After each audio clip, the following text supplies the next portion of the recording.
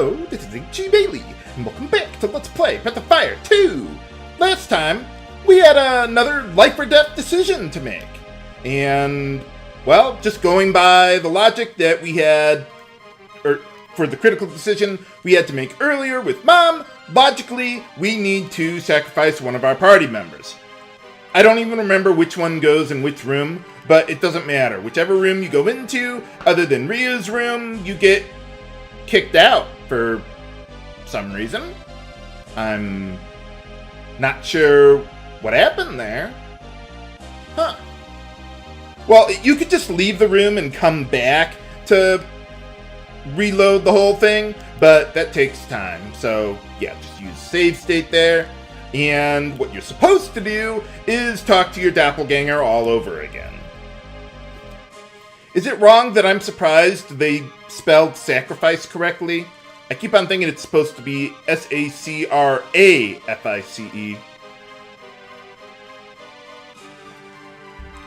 Well, I tried, but there was no one in the room.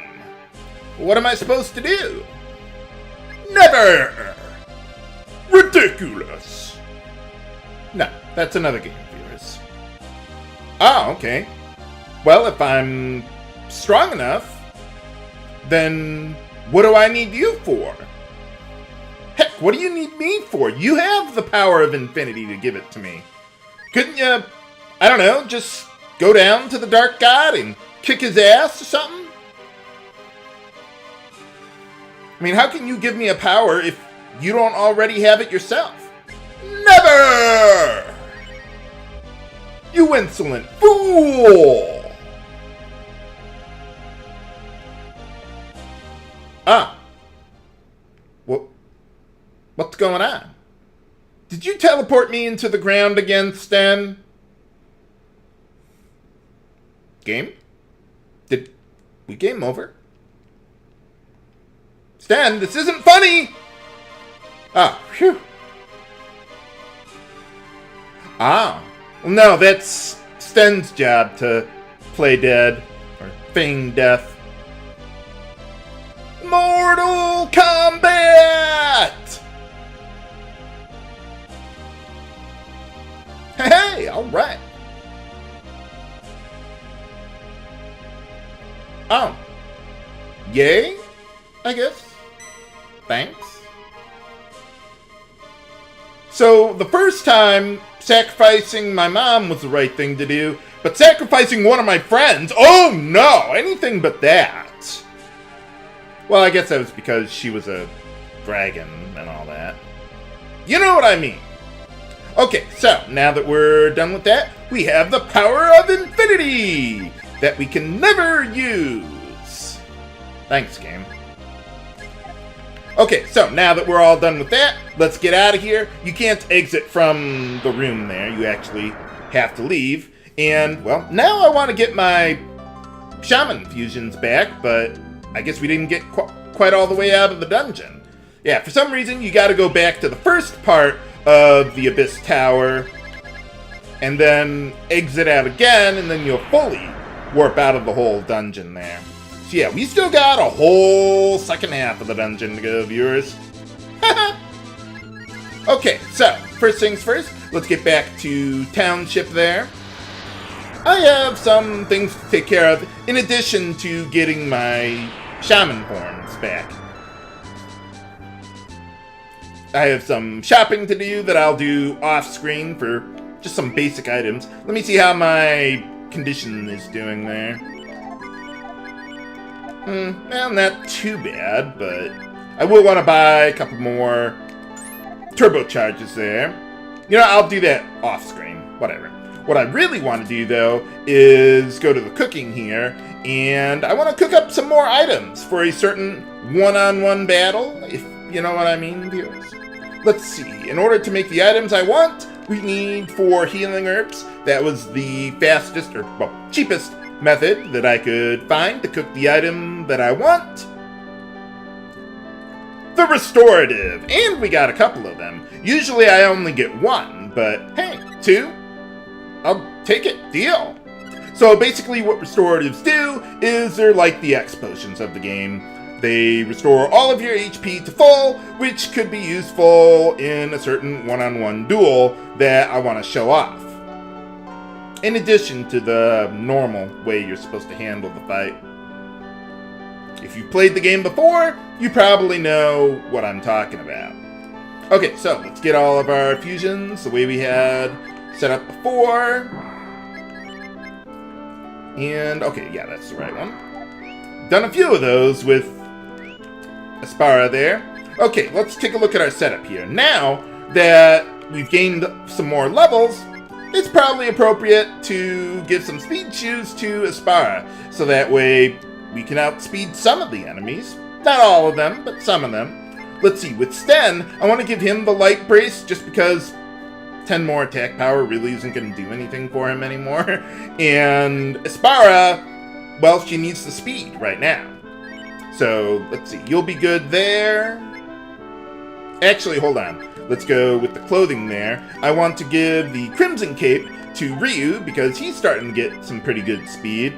And we really don't need more than 146 Vigor. So we might as well just give Sten the life armor just because it's there.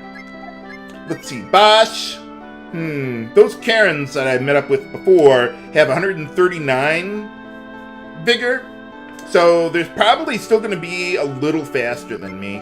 I could give him the speed suit to increase his Vigor more, but I don't want to sacrifice that much defense for the speed.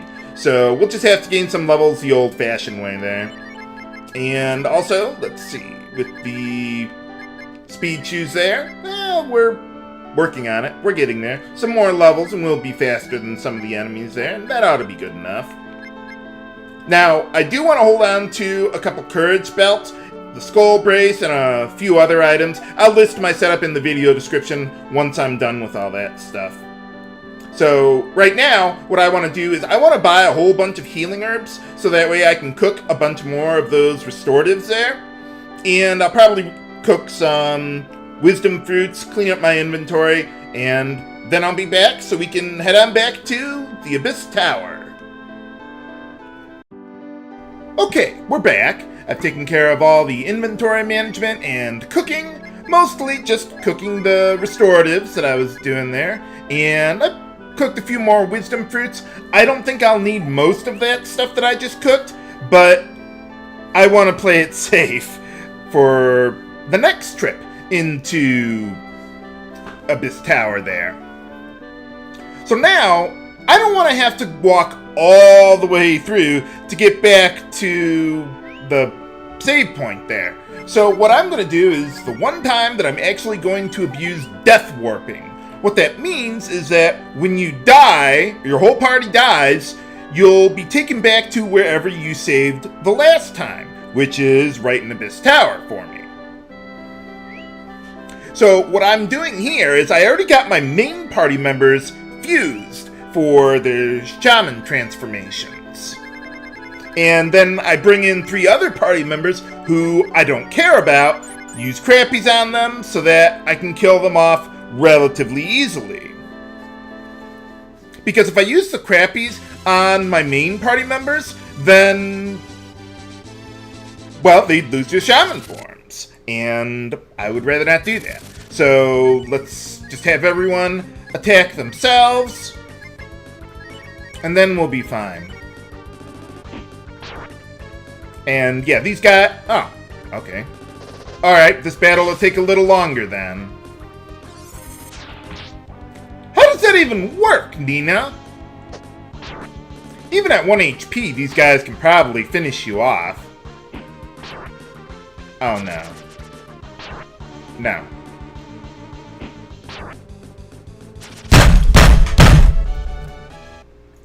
I can't believe it. I failed at failing. Really, game? Not only... What are the odds of that happening?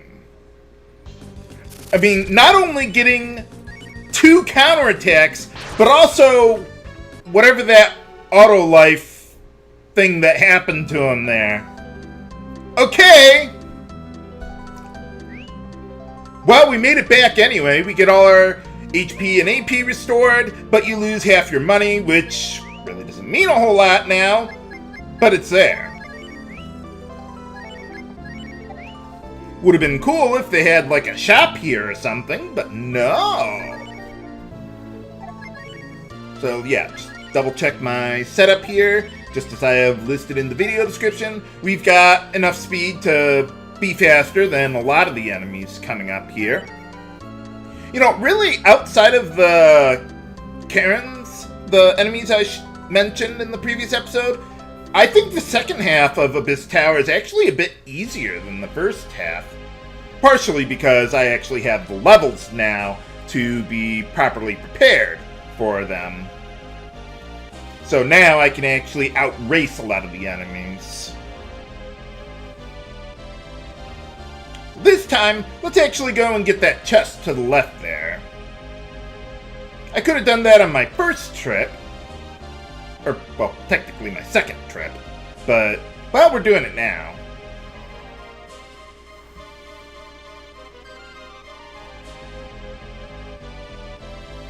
And what do we get for going through all those battles? Ah. I wonder who they're referring to with Diana there. Well, Aspara can't equip it, so. Yeah, it's not really useful to me. Although I'd prefer having the Wind Robe instead for that plus 10 vigor. Yeah, Aspara can't equip that either. Even in her mushroom girl form, now we just have a turnip form, or some people were calling it like an onion bulb. I don't really know the difference. I'm an engineer, not a produce manager. But alright, we got a new enemy here. Let's see, which ones are they?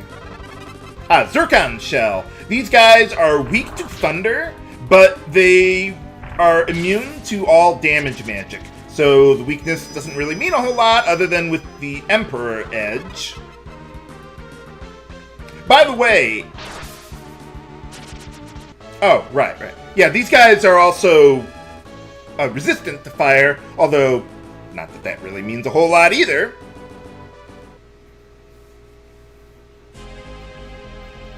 But alright, now this part of the dungeon gets pretty mazy.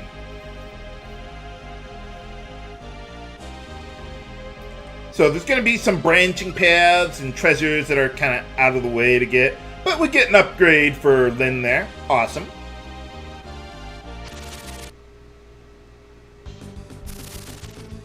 Alright, and we got another new enemy in the back there. Magic Master. These guys can cast a lot of really nasty spells. Fireball, Hail, Typhoon, the works. Or whatever their equivalent spells are in this translation. Fortunately, though, they are very slow and don't have a whole lot of HP, so we can take them out before they ever become a problem to begin with. Hooray! Okay, now coming up here, remember this spot for later viewers, because I'm going to come back here off screen. The path to the right takes us to the end eventually, whereas this other path takes us to treasure.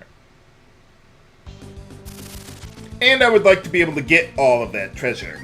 But alright, we got a couple Karens here. So yeah, we might as well take advantage of getting the initiative on these guys. The thing with these guys is that they can cast Hail, which is basically the same thing as a freeze spell, but it hits all your party members.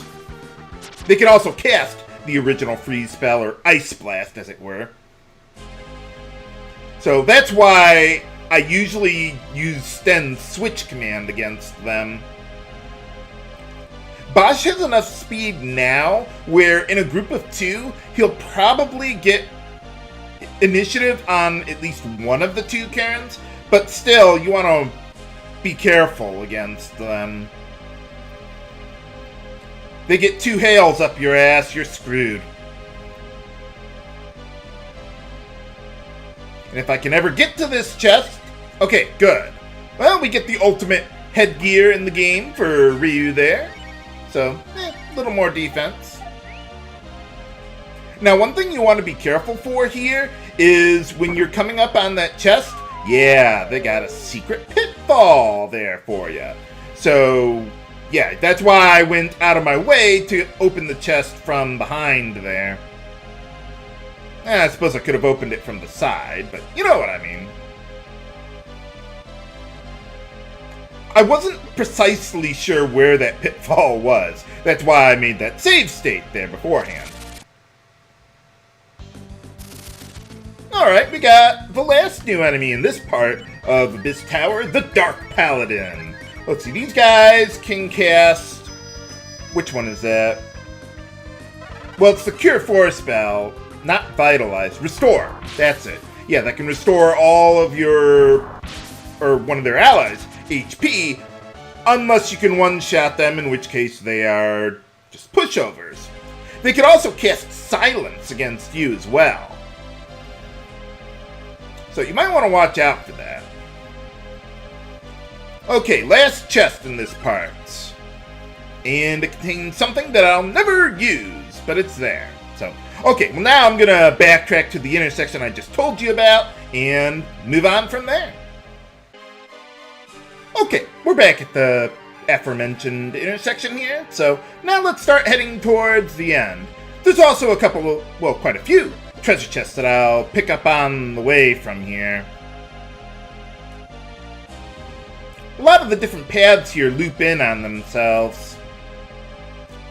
This place isn't nearly as complicated as any dungeon in Phantasy Star 2. No, we're not talking crazy here.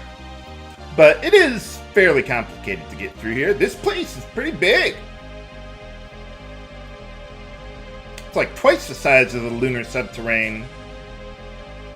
Back there we got a Holy Rapier for Tapeta, which I would think would be Holy Elemental. There you are. Not that that really matters anymore, even if I had him in my party, but it's there. I guess it's stronger for him.